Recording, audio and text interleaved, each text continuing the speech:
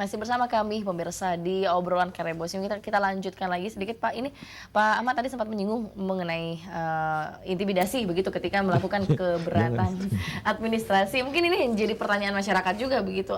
Apa memang benar begitu ada intimidasi ketika teman-teman melakukan keberatan pada saat itu? Ya, ini juga sebenarnya saya kira memang harus diketahui juga oleh publik ini, bahwa ini kan negara demokrasi ya. Kalau di dalam demokrasi yang baik itu ada proses penegakan hukum yang baik. Gitu. Makanya kemudian kami ingin mengarahkan semua ini kepada proses hukum itu, supaya ini biar bisa clear. Tadi Bapak tadi sudah menyampaikan bahwa ya untuk mencari keadilan tidak ada lagi tempat kecuali ke sana aja. Nah, jadi proses itu beberapa hari setelah teman-teman ini mengajukan keberatan administrasi, itu kemudian dipanggil oleh Sekda. Sekda ini kemudian ini atas perintah dari ya, yang bisa perintah Sekda itu kan saya tidak tahu itu siapa yang bisa perintah dia. Nah, Sekda ini kemudian memanggil mereka. Perintahnya itu adalah bagaimana mereka untuk supaya mencabut keberatan administrasi yang telah dibuat. Padahal sebenarnya teman-teman ini hanya mempertanyakan saja. Kenapa dia didemosi? Pertanyaannya sederhana saya kira. Nah, namun dengan berbagai macam ini ya, itu ada tekanan lah. tekanan seperti apa? Ya, tekanannya untuk bagaimana mencabut surat keberatan administrasi itu. Artinya teman-teman yang melakukan keberatan disuruh mencabut. Disuruh keberatan mencabut, mereka. ya. Harusnya ketika ini memang pemerintahan ini bisa bagus, bisa benar, kan dijawab saja karena disurati dengan baik, jawablah dengan surat itu. Sama kayak orang pacaran itu kan, kalau satu menyurat ya dibalaslah dengan surat itu. Jangan dibalas dengan apa itu, jangan dilempari batu atau gimana, ini kan nggak beres itu. Nah, maksud saya itu seperti itu. Kita menempatkan semua sesuai dengan koridor dan proses hukumnya yang benar. Nah, kemudian setelah itu ya,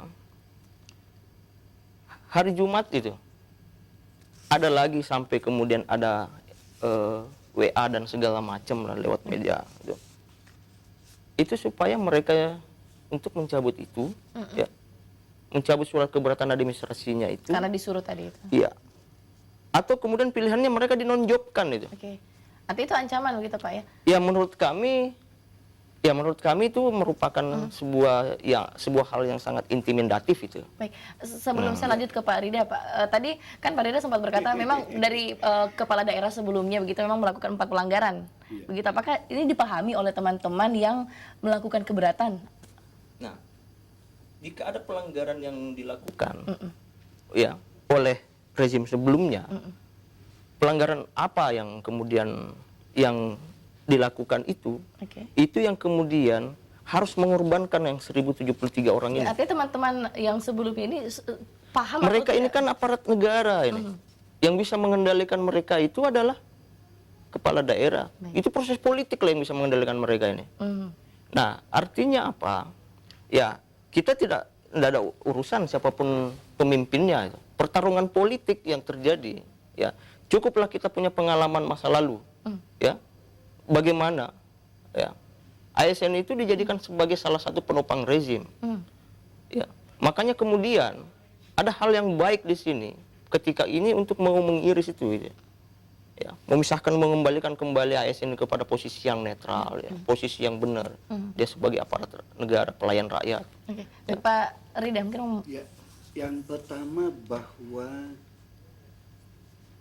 peristiwa ini tidak ada kaitannya sama sekali dengan politik. Itu yang pertama. Ya, kita tidak bicara soal politik di dalam penataan. Jadi penataan itu adalah mengembalikan sesuai dengan koridor aturan. Itu yang pertama.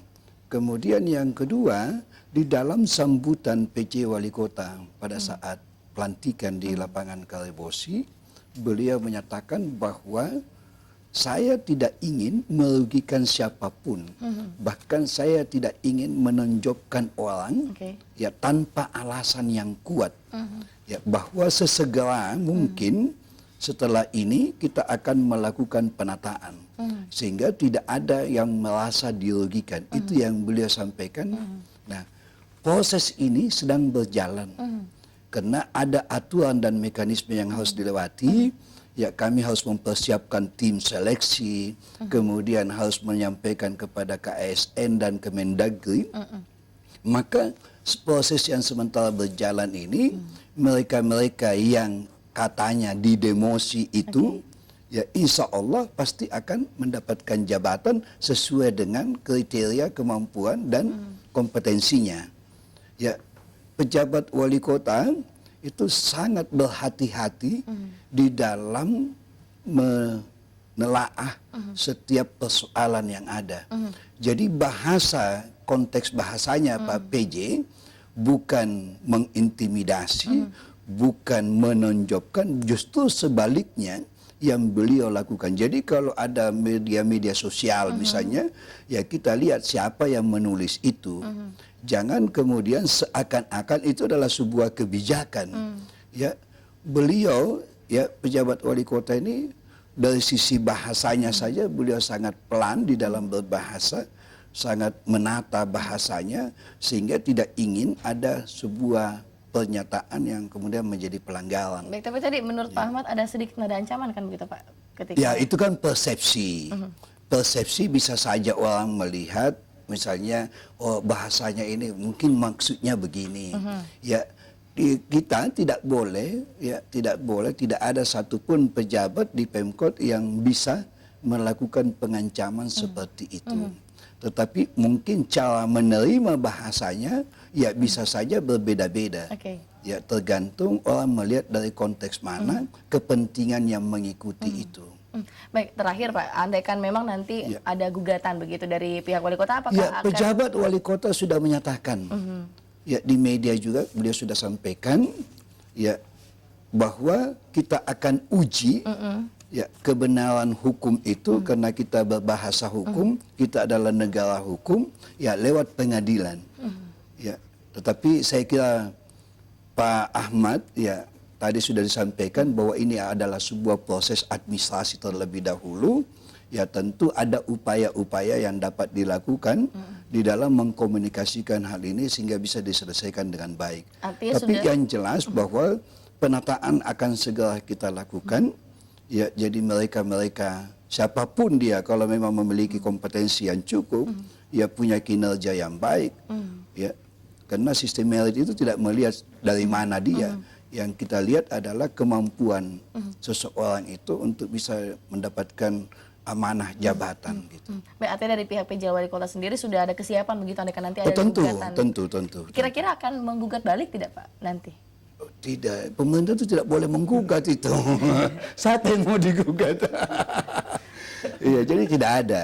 Jadi kita hanya mendengarkan, melihat, ya, kemudian bagaimana bisa menyelesaikan persoalan ini dengan baik tanpa ada kisah yang macam-macam gitu. Baik, terakhir Pak Ahmad, apa persiapan-persiapan yang dilakukan sekarang?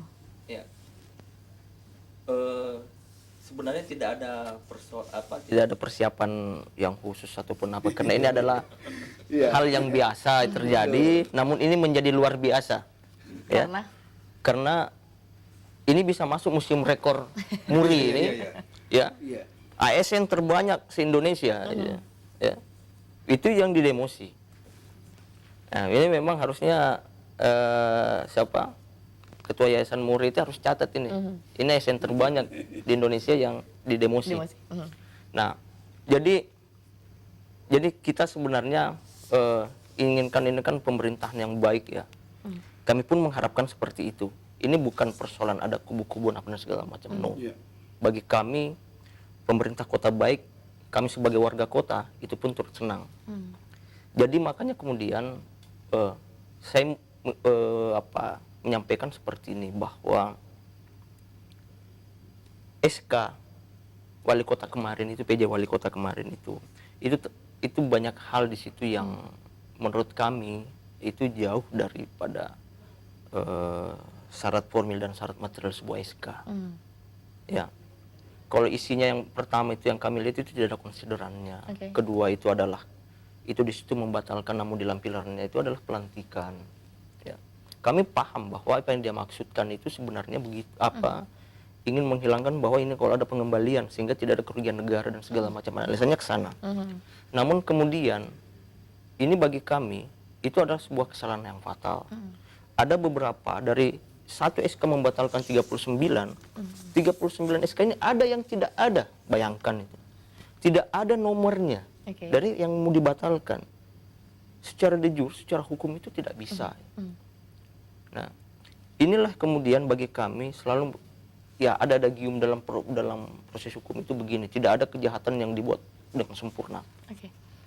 Ya. Baik, terakhir Pak Andi Luhur Priyanto, dari Anda ini apa yang harus dilakukan kira-kira untuk mereka yang terkena reposisi dan bagaimana tata kelola pemerintahan yang baik gitu sebenarnya? Sebenarnya sebuah pembelajaran ya tata kelola pemerintahan bagi di lingkup pemerintah Kota Makassar.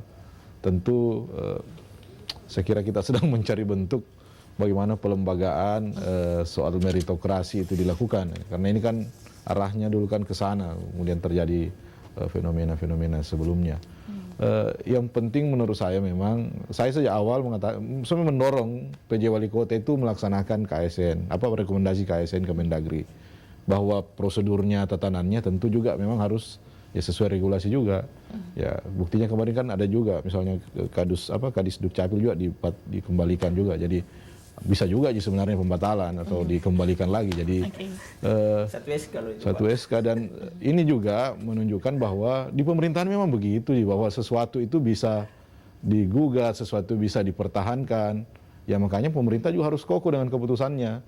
Dan saya kira argumen-argumen yuridis yang dibangun dalam pengembalian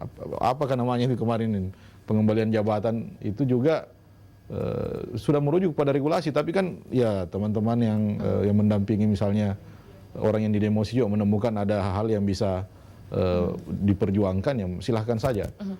Menurut saya pemerintahan pada akhirnya sebuah seni gitu, mengatur, mengelola, mengatur irama, mengaransemen. Kalau pendekatannya baik, saya yakin tidak sampai di gugatan peradilan ini. Saya yakin. Kalau mekanisme komunikasi antara katakanlah PJ Wali Kota, kalaupun tidak perlu sampai PJ Wali Kota sebenarnya, Sekda kemudian juga. Yang penting ya mereka menuntut sesuatu yang haknya yang hilang atau dihilangkan dari keputusan yang ada sebelumnya. Dan mudah-mudahan tercapai solusi yang baik, karena bagaimanapun kita ingin melihat yang paling penting adalah delivery pelayanan bagi masyarakat Kota Makassar. Itu yang paling penting. Terima kasih Pak Andi Luhur Priyanto. Ini kan berhubungan begitu dengan layanan publik, jangan sampai terganggu, sampai tidaknya gugatan atau tidak, kita tunggu saja nanti. Terima kasih 3 narasumber saya yang sudah hadir malam hari ini, Bapak Rida Rashid, Pak Ahmad Rianto, dan juga Bapak Andi Luhur Priyanto. Terima kasih banyak sekali lagi. Untuk Anda di rumah pemirsa, demikian obrolan Karebosi kita malam hari ini. Saat lagi Selebes Malam hadir kembali menemani Anda dengan informasi dari Kota Makassar. Saya Tirsa Ivana pamit, sampai jumpa.